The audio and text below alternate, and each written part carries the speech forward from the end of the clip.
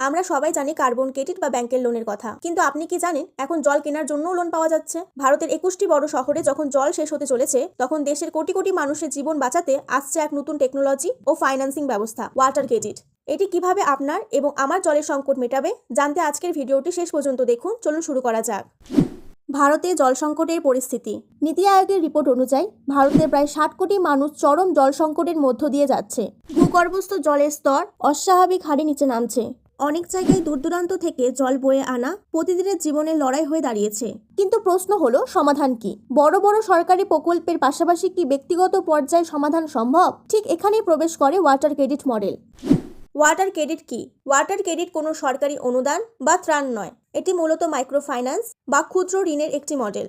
water.org এর মতো সংস্থাগুলো এই উদ্যোগটি শুরু করে। এর মূল কথা হলো দরিদ্র পরিবারগুলো যাতে জলের কানেকশন বা শৌচাগার তৈরির জন্য ছোট ছোট ঋণ নিতে পারে তার ব্যবস্থা করা। স্থানীয় মাইক্রো ফাইন্যান্স প্রতিষ্ঠান বা ব্যাংকগুলো নামমাত্র সুদে দরিদ্র পরিবারগুলোকে ছোট ঋণ দেয়। এই ঋণ নিয়ে মানুষ নিজের বাড়িতে জলের পাম্প, পাইপলাইন বা বৃষ্টির জল সংরক্ষণের ব্যবস্থা তৈরি করে। যেহেতু এটি একটি ঋণ, তাই মানুষ প্রকল্পের রক্ষণাবেক্ষণ নিয়ে বেশি সচেতন থাকে।